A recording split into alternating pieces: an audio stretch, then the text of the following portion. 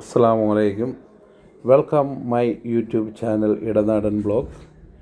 ഇന്ന് നമ്മൾ പരിചയപ്പെടുത്താൻ പോകുന്നത് നമ്മുടെ ജ്യേഷ്ഠൻ്റെ മോൻ നൗഷാദിൻ്റെ മകൻ്റെ ബർത്ത്ഡേ ആണ്. 14ാമത്തെ വയസ്സാകുകയാണ്. അങ്ങനെ അവൻ വീട്ടിലാണുള്ളത്, ചിതറ. അങ്ങനെ നമ്മൾ ത്രിവേണിയിൽ വന്നൊരു കേക്ക് വാങ്ങിക്കൊണ്ട് പോകാമെന്ന് കരുതി. ഞാനും എൻ്റെ ഇളയ മോള്, വൈഫുണ്ട് ഷിജിന, പിന്നെ രണ്ടാമത്തെ മോള് ഐഷ ഫർഹത്തുണ്ട്.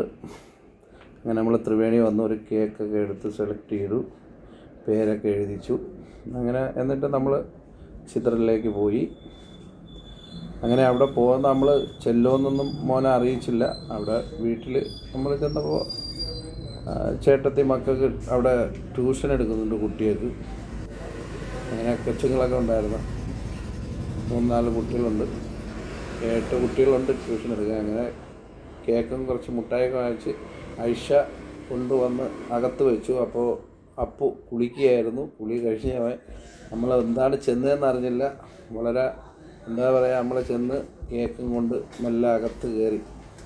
അവൻ കുളിച്ചൊക്കെ ഇറങ്ങിയതിന് ശേഷം നമ്മൾ കേക്കും കൊണ്ട് അകത്ത് കയറി. എന്തായാലും വളരെ സന്തോഷമായി. അവന് ഹാപ്പി ബർത്ത്ഡേ ഒക്കെ പറഞ്ഞ് അങ്ങനെ ഞാനും ദിയ മോളും. അപ്പം ഇതിലുള്ളൊരു ഇതെന്ന് പറഞ്ഞാൽ ഐഷ മോള് ഒരു ഗിഫ്റ്റ് എന്തോ സെറ്റ് ചെയ്ത് വെച്ചിരുന്നു.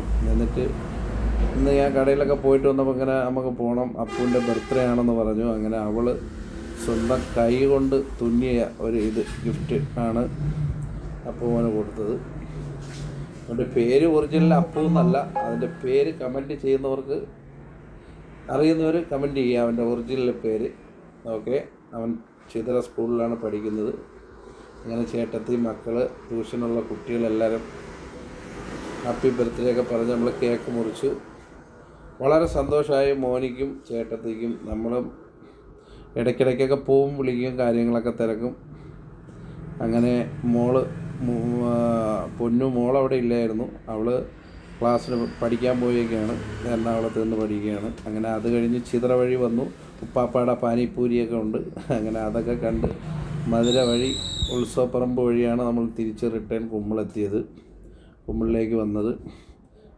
Okay girls.